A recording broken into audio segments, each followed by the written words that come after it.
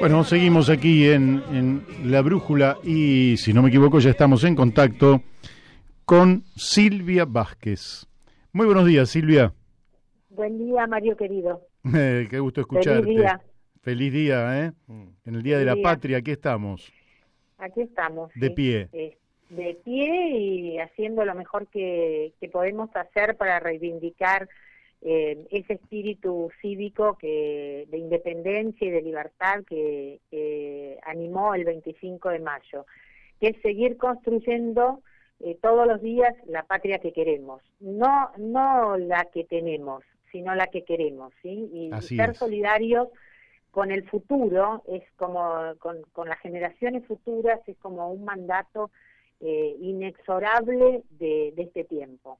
Ya que hablaste de futuro, me gustaría empezar preguntándote, porque veo, no quiero explicar los males que sufrimos por los niveles de corrupción que hay en la dirigencia política o en otras dirigencias, o por el agrupamiento corporativo de las mismas, que son parte de la verdad también, pero quiero observar que están los dos grandes conglomerados que gobiernan la Argentina y que conforman las dos opciones a partir de las cuales se quiere encolumnar al pueblo, están como atrapadas en el pasado, es decir, piensan que para poder sacar al país adelante hay que seguir destruyendo la naturaleza con el fracking, por ejemplo, en Vaca Muerta, o que hay que seguir destruyendo las montañas a través de la minería a cielo abierto, o hay que seguir contaminando la tierra con el glifosato, o hay que, en fin, dejar que o se destruya a la naturaleza o se destruyan a los seres humanos. Los veo atrapados en paradigmas del pasado. ¿Se puede construir algo que empiece a ofrecer por lo menos un nuevo paradigma en la Argentina? Sí, de hecho lo estamos haciendo y hemos elegido este 25 de mayo para que dos fuerzas políticas, una centenaria como es el caso del Partido Socialista Auténtico, con sus raíces hundidas en lo mejor de nuestra historia, y otra, el Partido Verde, uno de los partidos más jóvenes que tenemos en la Argentina. Hemos sellado lo que llamamos este acuerdo verde y social, que bueno, nos pone en carrera para construir una fuerza política que nos va a exceder a nosotros, seguramente, porque hay enormes conglomerados, hay cientos de miles de argentinos en la ciudad de Buenos Aires, millones de argentinos y argentinas en todo el país, que también están reclamando la aparición de una fuerza política que tenga como centro, digamos, que se defina a sí mismo como una fuerza de centro izquierda, que sea ecofeminista, que sea ecosocialista, que tenga en el centro de su accionar dar la batalla por el cambio climático, comprendiendo las causas de lo que nos trajo hasta aquí, haciéndonos cargo de la historia y transformando el futuro en una oportunidad, usando también esta herramienta para dar respuesta a la profunda injusticia social que padece hoy la Argentina. La verdad es que revisando nada más las cifras de cómo está no solo la sociedad, de cómo está la niñez, de cómo están nuestros jóvenes en la Argentina, donde 1.6 más o menos de cada dos menores de 14 años en nuestro país no tiene, está en la pobreza. Es decir, no, con esta Argentina que se construyó desde la violencia, desde tirarse muertos unos a otros, desde tirarse con bolsas de plata unos a otros, desde tirarse con denuncias unos a otros, la realidad es que esta generación no tiene futuro. Ese futuro lo tenemos que salir a construir.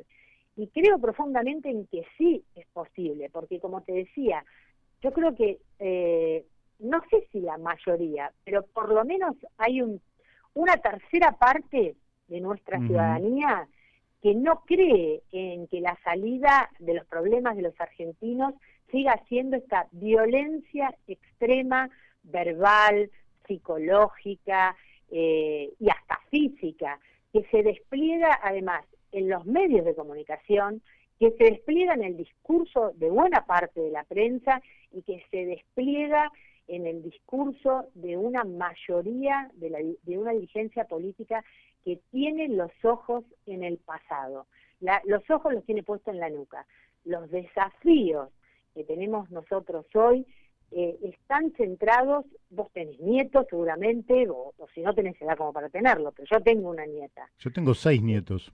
6, bueno, nosotros tenemos la obligación de construir esta alternativa para que nuestros nietos, no solo nuestros hijos, nuestros nietos tengan tierra fértil en la Argentina con la cual seguir produciendo alimento, tengan paisaje, tengan aire puro, tengan posibilidad de salud, cosas que nosotros hemos tenido acceso y que hoy se están destruyendo sistemáticamente. Me parece que necesitamos esa fuerza política, verde y social que ponga en el centro de la escena y del debate lo que realmente es importante para la vida de los argentinos y de las argentinas hoy, que no es la agenda judicial que tiene los dos conglomerados, como decís vos, ni la agenda de la agenda de la pandemia en los términos, además que la han puesto,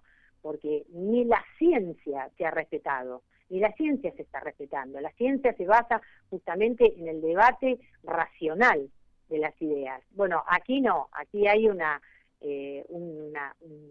tapiamiento de la información en la cual, bueno, no hay debate para nada. Vos lo que ves es gente que se grita, hay gente que se grita uno contra el otro.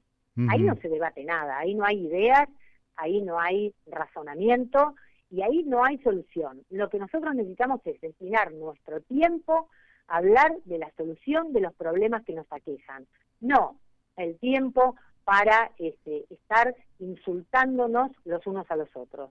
La grieta ha sido un mecanismo bastante formidable para construir poder político, poniéndonos en la disyuntiva de optar por unos o por otros. Lo digo en términos genéricos, lógicamente, porque nunca lograron el 100%, pero en el 2019 terminaron reuniendo el 88%. Quiere decir que ha sido un mecanismo formidable para construir poder político. Al mismo tiempo, ha sido un mecanismo formidable para destruir la Argentina. Noam Chomsky ha planteado que tenemos dos caminos, uno la cooperación, otro la extinción. Estamos frente a eso. ¿Crees que podremos instalar el principio de cooperación por sobre una grieta que nos desangra? Sí, absolutamente, porque creo que como nosotros también hay muchos otros que han acompañado con su voto tal vez esta falsa antinomia, porque en realidad están trabajando, ambos conglomerados están trabajando del mismo lado, que es fortaleciendo la grieta, porque como eso es lo que les conviene, aunque eso destruya el país. Esto es lo que nosotros decimos, se han reconfigurado como una especie de casta política, ¿sí?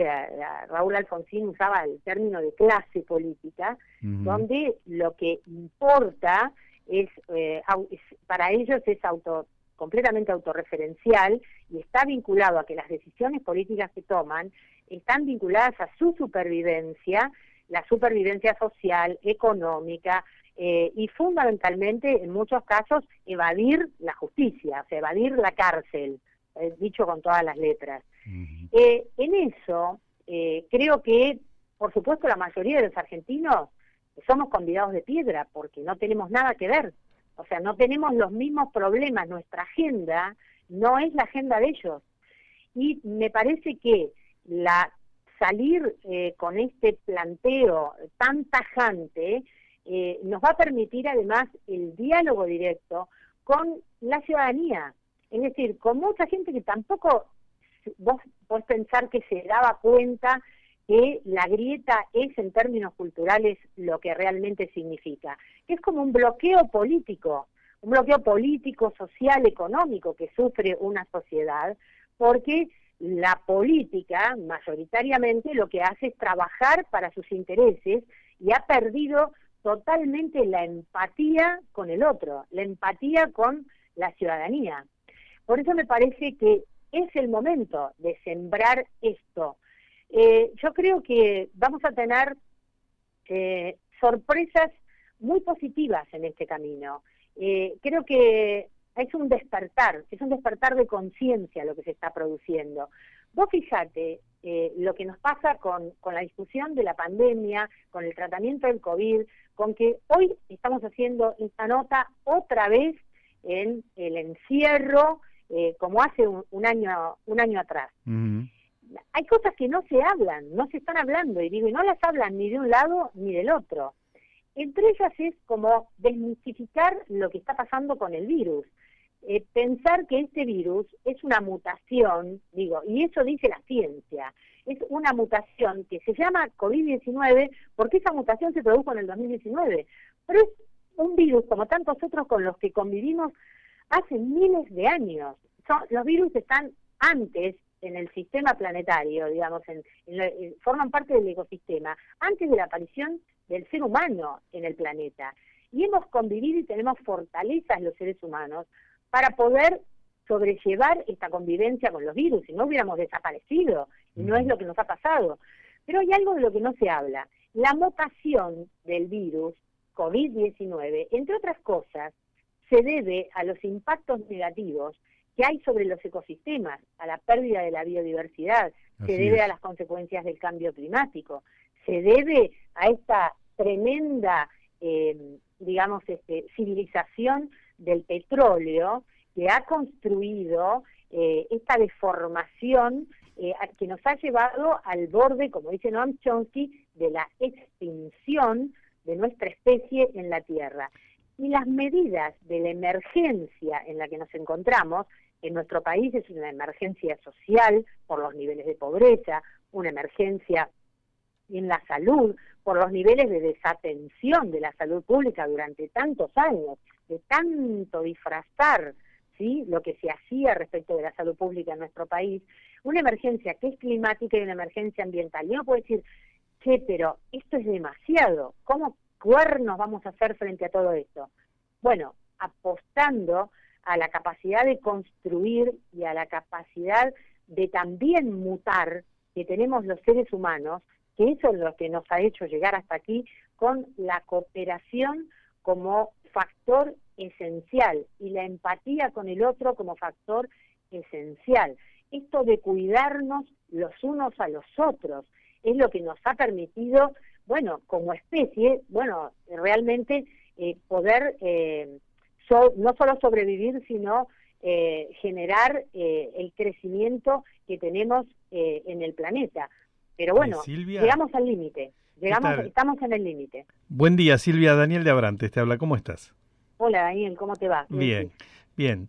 Sabemos que vos sos una activa participante y militante, además de la política argentina, en foros y en medios internacionales vinculados a la defensa del planeta. ¿Nos podés contar algo de las iniciativas que están en marcha y que tienen que ver con esta realidad de pandemia universal y qué es lo que se está discutiendo en el mundo, aquellos que tratan de mirar el futuro con optimismo? Mira, es que el mundo se está reseteando. La verdad es que tanto la aparición, ya había un debate instalado acerca de la finalización de la civilización del petróleo y las transformaciones que la economía, la cultura, la forma en la que desenvolvemos nuestra vida, ¿no?, nuestro cotidiano, tiene que adoptarse para que de aquí al 2050, según lo que ya la ciencia viene advirtiendo desde hace 50 años, necesitamos hacer estas transformaciones para que al 2050 nuestras economías estén en el lugar de las cero emisiones de gases de efecto invernadero, fundamentalmente de dióxido de carbono y de metano.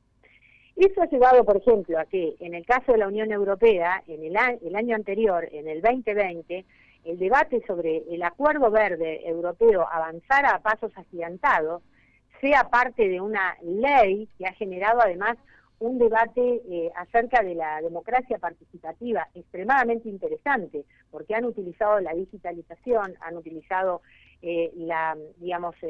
lo extendido que está el uso de las tecnologías para lograr que mayores voces se incorporaran en este debate que forma parte también de un cambio de las prácticas económicas y de las prácticas sociales.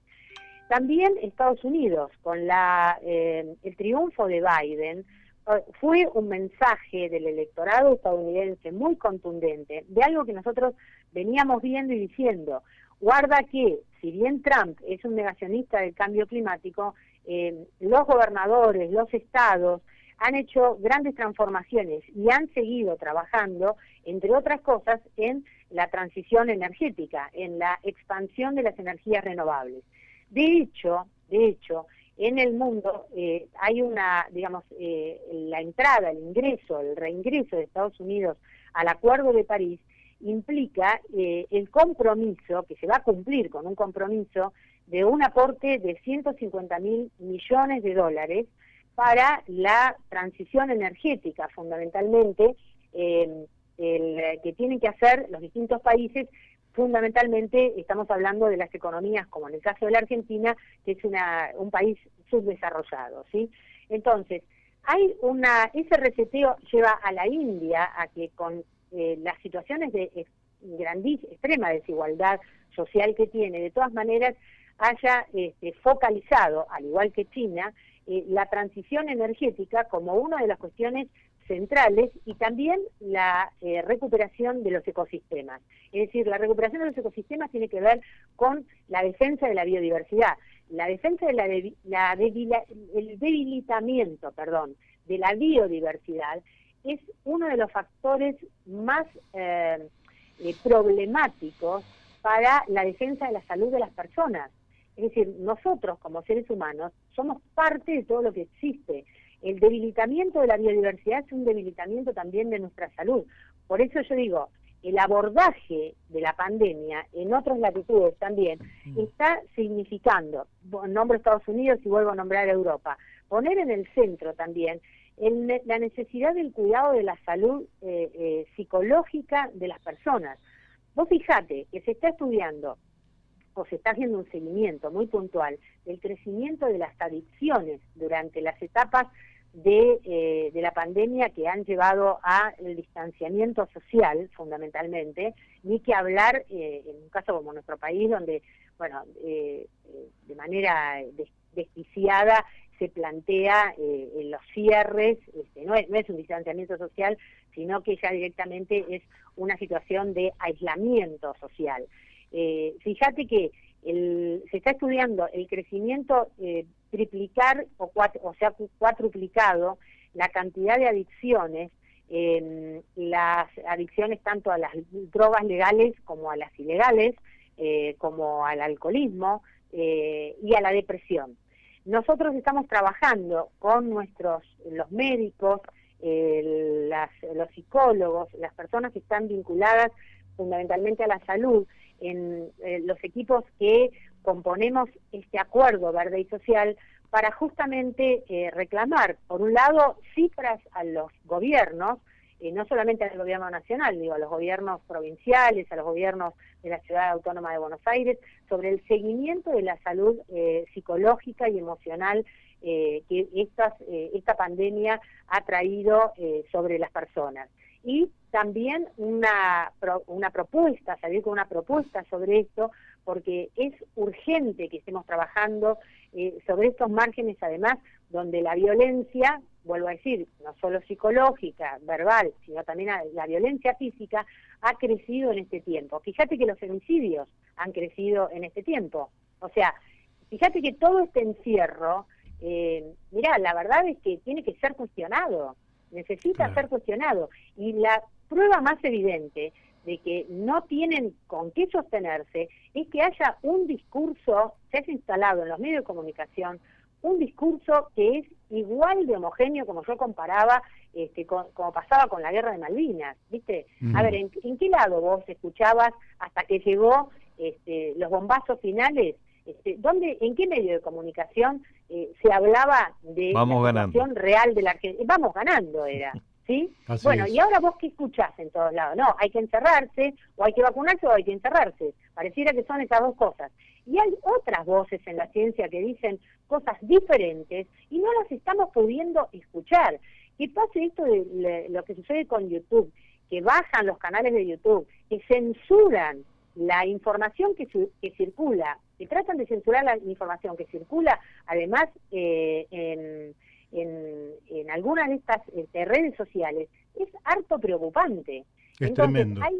Sí, claro, hay una reacción que está haciendo a nivel global esta reacción. Y vos fíjate que no, los medios de comunicación masivos, así como vos hablabas de los dos grandes conglomerados, los medios de comunicación también responden a esos dos grandes conglomerados. Como podríamos decir que los medios de comunicación o los capitales que forman parte o que son dueños de los medios de comunicación también están vinculados a las grandes farmacéuticas mundiales que están interesadas justamente en vendernos a todos los países las vacunas, ¿verdad? Así es. Silvia, el tiempo se nos ha ido. Quiero decir nada más que para el cierre que me parece brillante que estés expresando el futuro, que el futuro necesariamente será verde y también será un futuro para que la sociedad pueda vivir. Quiero decirle a nuestros oyentes, antes de despedirte, porque ya el tiempo se nos fue, que fuiste directora de Asuntos Ambientales del Ministerio de Relaciones Exteriores y que como casi un rara avis, es decir, una expresión